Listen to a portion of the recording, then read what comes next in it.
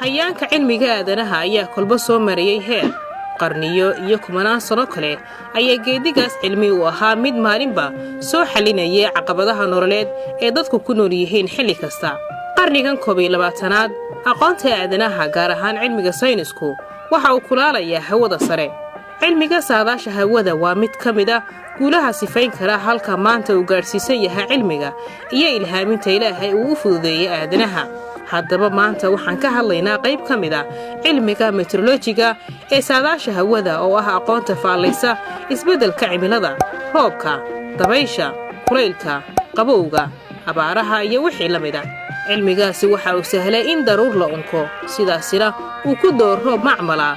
waxa laga yaabaa intaasi dad badan ay la noqoto wax aan dhici karin ama malaawaal ah, hase ahaatee waa arrin dhab ah oo soo bilaabatay sanadkii 1940 waxaana loo yaqaanaa cloud seeding oo ah in daruur la beero ama la abuuro si roob uu u da'o. caalimka reer Mareykan ee ku takhasusay cilmiga chemistry-ga ee lagu magacaabo Vincent Schiver ayaa markii ugu horeysay sameeyay cloud seeding. wixii ka dambeeyay cilmigan waxa uu noqday mid si weyn looga faa'iideysto. si aad u fahamto waxaan ka hadlayno, marka hore aan kaaga dhaco waxa uu yahay cloud seeding. daruuraha waa uumiyaha biyaha, waa uu kordhaa oo qabooba kadibna wuu isqabsadaa ama waa uu isku dhigaa si daruuraha biyo u keenaan. waxa hawada lagu sii daayaa walxo kiimikooyin ah oo ay ka mid yihiin cusbada, baraf qalalan, dry ice ama silver chloride oo ah dhammaan kiimikooyin cusbo ah. walxahaas yaryar ee hawada heehaabaya markay isqabsadaan maadooyinkan cusbada ah, daruurtii ayaa cuslaata kadib sidaa ku sii daaya biyo. waxay weli su'aal ka taagan tahay roobkan sidaa ku yimaada ma waxa uu leeyahay waxtarka roobka caadiga ah? waa jawaab weli ku maqan saynisyahanada oo laga sugayo.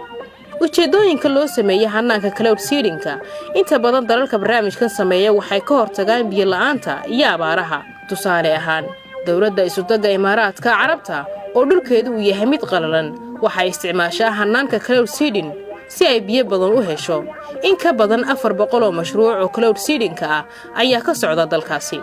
dawladda Shiinaha waxay adeegsatay hanaanka cloud seeding sanadkii 2008 oo Beijing ay martigelisay ciyaaraha Olombikada si roob macmal ah uu soo da'o. waxay hawada sare u ganeen ku dhawaad 2,000 oo gantaal oo xambaarsan kiimikooyinka lagu sameeyo roobka macmalka ah. hanaanka cloud seeding-ka kaliya looma adeegsado in roob lagu manaafacadsado lagu keeno oo kaliya, sidoo kale dhanka dagaalka ayaa loo adeegsadaa. Mareykanka markii uu socday dagaalkii Vietnam wuxuu u sameeyay roob macmal ah si daadadka ay ugu fatahaan qaybaha ay ku sugan yihiin ciidamada Vietnam ee uu dagaalka kula jiray. sanadkii 1977 shir ay isugu yimaadeen dalal badan ayaa lagu mamnuucay in cloud seeding-ka ama roobka macmalka ah loo adeegsado dagaalada.